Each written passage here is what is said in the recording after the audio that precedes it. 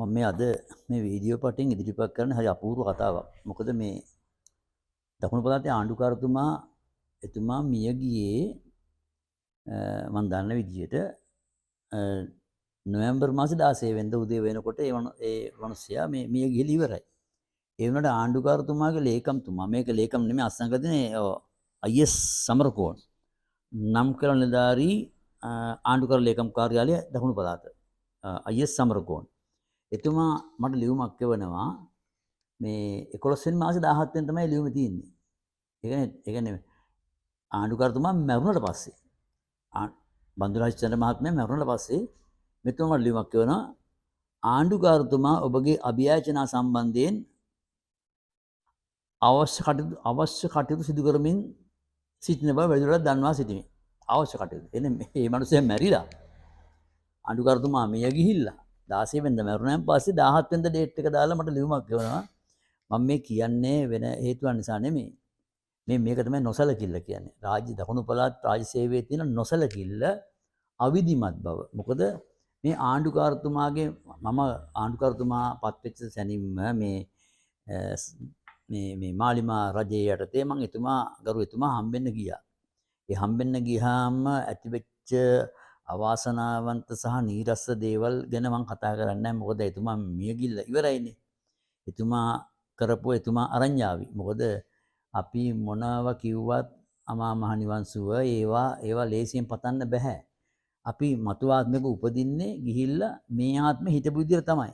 ඒක කාටත් පොදි, මටත් පොදි, ඒගොල්ලන්ටත් පොදි. ඕන ලොකු ලොක්කෙකුට පොදි.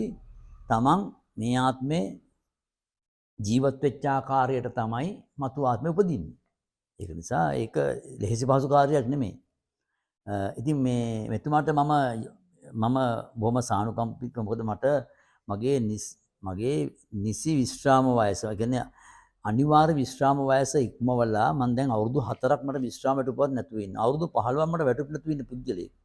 මම බොහොම අනුකම්පාවෙන් එතුමා හම්බෙන්න ගිහිල්ලා මම එතුමාට ඉදිරිපත් කරලා ලියවිලා එතුමා ඒ සම්බන්ධයෙන් කටයුතු කරන්නයි කියලා 2025 ජනවාරි 3 වෙනිදා එතුමා දානවා විමර්ශන කමිටුවක්. ඒකේ කියනවා ඒ අනුව උක්ත නම් සඳහන් නිලධාරීන්ගෙන් යුතු කමිටුව එකී අනුමැතිය පරිදි පත් කරන අතර IGL ජයවීර මහතා විසින් යොමු කරලා ගැටලුව සලකා බලා ඔබ කමිටුවේ නිරීක්ෂණ හා නිර්දේශ සහිත සවිස්තරාත්මක වාර්තාවක් මාස 1ක් ඇතුළත මා වෙත යොමු කරන්නයි කියලා තමයි යොමු කරන්න කියලා එතුමා ගන්න. ඒක අත්සන් කරන්නේත් අයිඑස් සමරකෝන් ආණ්ඩුකාර ලේකම්.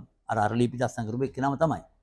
අයිඑස් සමරකෝන් මහත්තයා ගා. හැබැයි මං අවස්ථා ගණනාවකදීම ඇහුවා මේ කමිටුවෙන් ගත්ත තීරණ දැන් කෝ තාම නෑනේ මාසකින් ඉල්ලන්නේ. දෙවෙනි මාසෙන් ඇහුවා. ඒ කියන්නේ මේ දිනේ පැනනට පස්සේ ගත්ත තීරණ මොනවද?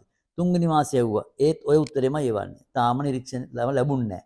හතරවෙනි මාසේ ඇහුවා. ඒකම ඉවර. පස්වෙනි මාසේ ඇහුවා. ඒකත් එවනවා. හයවෙනි මාසේ ඇහුවා. මම මාසෙට ඔහොම අහනවා. මොකද මගේ තියෙන ප්‍රශ්නේ දන්නේ මමනේ, මගේ බරපතල සිද්ධින් දන්නේ මමනේ, මගේ විශ්‍රාම නැති ගැන. ඉතින් අන්තිමට මෙතුමා එතුමා මැරුණට පස්සෙත් එවනවා තාමත් අධ්‍යයනය කරමින් ඉන්නවයි කියලා. මේ කමිටුව තාමත් රැස් වෙලා නැහැ. මේ මොකක්ද කරේ? මේ කාටවත් අත දාන්න බැරි වෙන්න මේ ප්‍රශ්නෙට ආණ්ඩුකාරතුමා ලවා හෝ එතුමත් පරිපාලන සේවයේ හිටපු බොහොම පරණ පුජ්‍යලෙක්. ඒ කියන්නේ එතුමාට අත්දැකීම් නැතුව නෙමෙයි. එතුමා දන්නවා මෙතන මේ ඇබේ ගැව්වට පස්සේ ගලවන්න බෑ. හැබැයි ඉතින් ඇත්ත වශයෙන්ම කියනනම් එතුමා මැරුණා. මම ඒ ගැන කම්පා වෙනවා. ඉතින් මේ එතුමා මැරුණට පස්සෙත් මෙතුමා එවනවා. එතුමා කියන්නේ ආණ්ඩුකාරතුමා, මෙතුමා කියන්නේ සමරකෝන් මහත්තයා. ඒ කියන්නේ ආණ්ඩුකාර ලේකම්තුමා එවනවා. මෙන්න ලියන. එබැවින් ගරු ආණ්ඩුකාරතුමා විසින් තීරණයක් ලබා දුන් පසු ඔබගේ අභියාචනය සම්බන්ධයෙන් අවශ්‍ය කටයුතු සිදු කරන බව වැඩිදුරටත් දන්වල. මොනවද මේ කරන්නේ කියලා මට හිතෙන්නේ නැහැ. මට තේරෙන්නේ නැහැ මොනවද. මම මේ කියන්නේ ඇත්තටම කියනවා මේ පරිපාලන සේවයේ තියෙන දූෂිත බව. මම මේක ලියලා යවුවා කීප තැනකට. මම අතිගරු ජනාධිපති අන්ද්‍ර කුමාර දිසානායක සහෝදරයාට ඉල්ලීමක් කරනවා මේ පරිපාලන සේවයේ නිලධාරීන් පත් කරනකොට ආණ්ඩුකාර තනතුරු වලට මම එතුමට අවස්ථා දෙකකදී මම ලියලා තියෙනවා ලියුම්.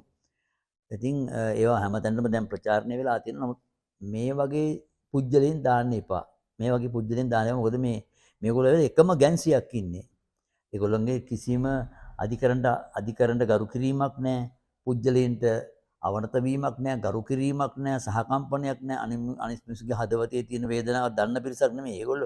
ඒගොල්ලන්ගේ වැඩ විතරයි. මොකද දකුණු පළාතේ ඉන්නේ වැඩිපුර විශ්‍රාම වැටුපත් ගන්න අය ඉන්නේ. ඒක නෑ මම වෙනම කතා කරනවා. මම මේ වීඩියෝ පටෙන් ඔබට ඉදිරිපත් කරන්නේ මෙන්න මේක තමයි කතන්දරේ. මොකද්ද?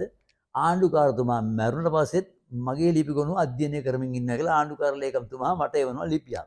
දැන් ලිපිය තියෙන්නේ මං අතේ. දැන් කියන්න එපා මට වැරදුනා. එක දිනයක් වැරදුනා. ඒවා අඩුපාඩු නෙමෙයි. දඬුවම් ලැබිය යුතු වර්ධි. දඬුවම් ලැබිය යුතු වැරදි. ඉතින් ඇත්ත වශයෙන්ම කියන්නම් මම අර අපහාස කරන්න නෙමෙයි. ඉතින් ඇත්තටම ටයි එකක් දාන් ඉන්නවයි කියලා ඉතින් මේ සතෙක් නෙමෙයිනේ මේ. සතෙක් නෙමෙයි. මේ මිනිස්සෙක්. සීකල්පනාව බුද්ධිය තියෙන සතෙක් නෙමෙයි මේ සමා වෙන්නේ මේ මිනිස්සෙක්. ඉතින් මෙයාලා තේ තමයි අපේ ජීවිතේ තීරණ තියෙන්නේ. ඉතින් ආණ්ඩුකාරතුමාට මම එතුමාට මමත් නිවන් සුව පතනවා. මම එහෙම මේ විදිහට වැඩ කරන්නේ නැහැ. නමුත් මේ හැබැයි මතක තියාගත යුතුයි කවුරුත් මේ ආත්මේ ජීවත් වෙච්ච විදියට තමයි ලබන ආත්මේ තීරණය වෙන්නේ. මේ ආත්මේ ජීවත් වුණේ කෙසේද? ඒ විදියට තමයි ඊළඟ ආත්මේ ලැබෙන්නේ. ඉතින් මේ හොඳ උදාහරණයක්. කවුරු හරි කියනවා නම් මම මේ ලියුම මම සමීප දර්ශනයක් දෙන්නම් මේකට. මේ 2025 11 17 අභියාචනාංක GSSP RTIA 2025 0.16 ලියාපදිංචි කළ දිනය 10/22. ඒ කියන්නේ ආණ්ඩුකාරතුමා මැරෙන්න සති දෙකකට විතර වගේ තමයි මේක ලියාපදිංචි කරලා තින්නේ. ඒ වුණාට උත්තරේ එවනවා 11/17 වෙනිදා දිනේ දාලා මට එතුමා තවමත් අධ්‍යයනය කරමින් ඉන්නවයි කියලා. ඉතින් මම මේකෙන් කිව්වේ මේ අපේ රාජ්‍ය සේවය විශේෂයෙන්ම දකුණු පළාතේ මම තව වීඩියෝ කට කීපකින් ඉදිරිපත් කරනවා මිල හාස්‍යජනක දේවල් තියෙන අපේ ප්‍රධාන ලේකම්ලා එහෙම කරපු දැන් ඒවා සුමිත්තා ලහකොන් මහත්තයලා කරපුවා වේලාරත්න මහත්තයලා කරපුවා අර අපූර්ව දේවල් තියෙනවා මම ඒවා ඉදිරිපත් කරනවා ඒ ඉදිරිපත් කරන්නේ ඒගොල්ලන්ට අපහාස කරන්නේ නෙමෙයි මේ සමාජයේ ප්‍රගමණය වෙනුවෙන් සමාජයේ යහපත වෙනුවෙන් පරිපාලන සේවයේ යහපත වෙනුවෙන් ඒක ජනතාව වෙනුවෙන් මම මොකද මම පුරවැසියෙක්නේ නිසා මට මේවා කියන්න අයිතියක් තියෙනවා මම මේ කියපු දේ සම්පූර්ණයෙන් 100% මම වාකින් බාර ගන්නවා ඔබ මේ වීඩියෝ පටය පුළුවන් තරම් ෂෙයා කරන්න දැනුවත් වෙන්න මම ඉදිරියේදී මගේ වීඩියෝ පට ගොඩක් ඉදිරිපත් කරන්න බලාපොරොත්තු වෙනවා